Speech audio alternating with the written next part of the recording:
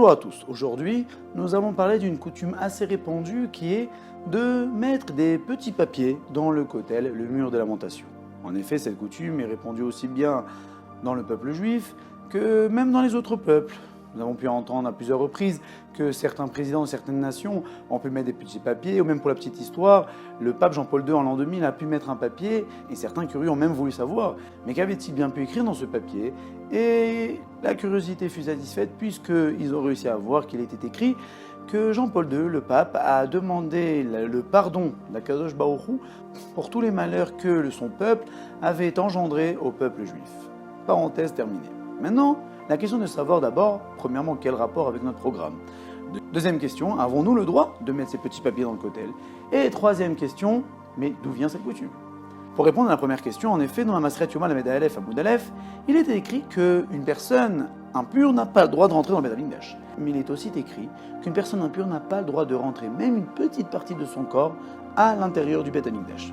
Par exemple, les doigts. Maintenant, la question est de savoir quelle sainteté a le mur de lamentation. La vie le plus répandue est de dire que le kotel est en fait le mur du Har Habayit de l'esplanade. Étant donné que l'esplanade a une sainteté inférieure à celui du Beth Amikdash, certaines personnes impures pouvaient rentrer dans le Har Habayit, mais non pas dans le Beth Amikdash.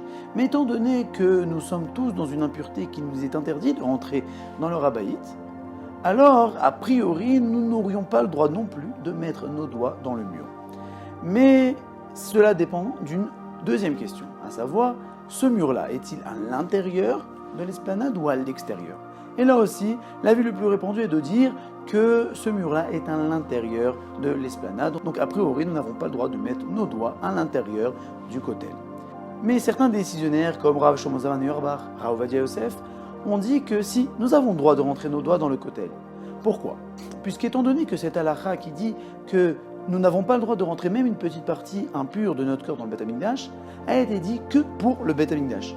Mais pour tout ce qui concerne l'esplanade, cette halakha n'a pas été dite, et donc il est interdit de rentrer le corps entier, mais une petite partie du corps n'est pas interdite.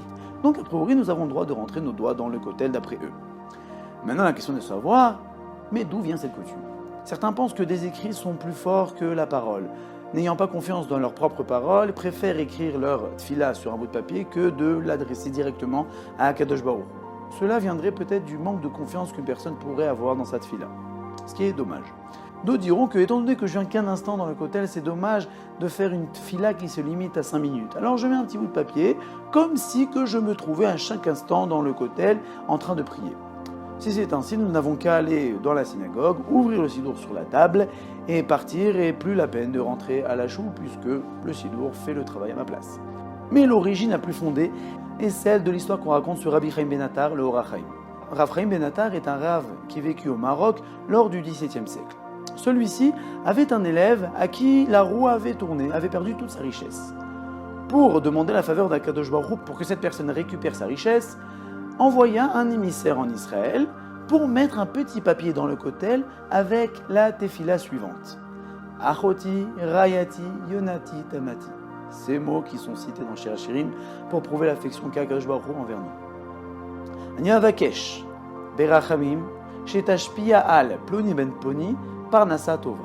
Je te demande avec miséricorde que tu déverses la parnasa tova, la richesse, à un tel, fils de un tel, signé Chaim Ben Attar. Il n'est pas écrit si ça a marché ou pas, mais en tout cas, le Or HaChaim a priori l'aurait fait. Donc cela pourrait justifier pourquoi certaines personnes mettraient des papiers dans le kotel.